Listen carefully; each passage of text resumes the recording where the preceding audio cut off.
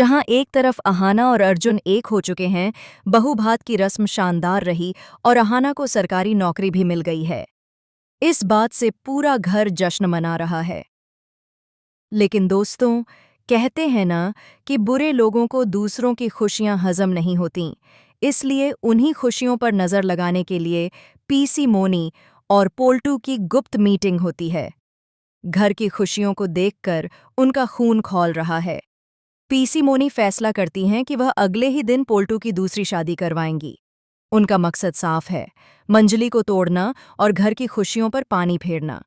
उन्हें लगता है कि जब मंजली पोल्टू को किसी और के साथ शादी करते देखेगी तो वह दुखी होकर खुद ही तलाक के पेपर्स पर साइन कर देगी।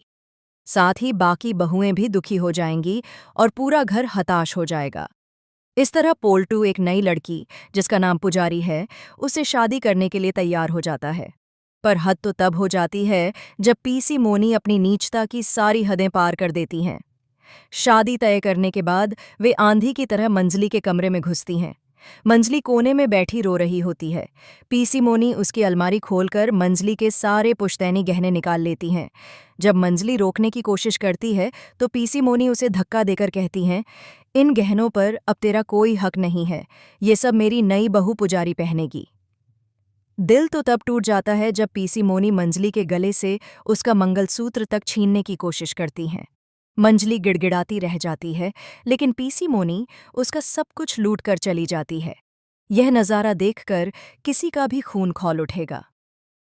अगले ही दिन घर के आंगन में मंडप सजने लगता है।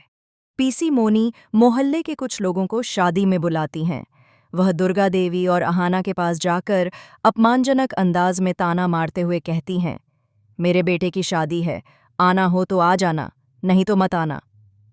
जब मंजली को पता चलता है कि उसका पति दूसरी औरत पुजारी को घर ला रहा है और उसके ही गहने उस नई औरत को पहनाए गए हैं, तो वह बुरी तरह टूट जाती है। वह खुद को कमरे में कैद कर लेती है और फूट फूट कर रोने लगती है। उसे लगता है कि उसकी दुनिया उजड़ गई है। मंजली की हालत देखकर बाकी बहुएं और दुर्गा देवी बहुत दुखी होती हैं। उन्हें मंजली के लिए बहुत बुरा लगता है और वे तय करती हैं कि वह पोल्टू को सबक सिखाएंगी। लेकिन अहाना, जो अब समझदार और पढ़ी लिखी अफसर बनने वाली है, रोने के बजाय लड़ने का फैसला करती है। वह मंजली के कमरे में जाकर उसे समझाती है, दीदी, अगर आप आज खुद को कमज़ोर समझकर रोती रहीं तो ये लोग और खुश होंगे। यही चाहते हैं कि आप टूट जाएं। ये वक्त है मजबूत बनने का और खुद के लिए लड़ने का। मंजली कहती है कि वो अपनी बेटी को क्या समझाएगी। पहली पत्नी होते हुए भी पोल्टू को दूसरी शादी करने में शर्म नहीं आ रही।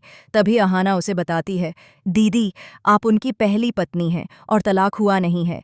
पहली पत्नी के रहते दूसरी शादी करना कानूनन जुर्म है। ये शादी नहीं, अपराध हो रहा है।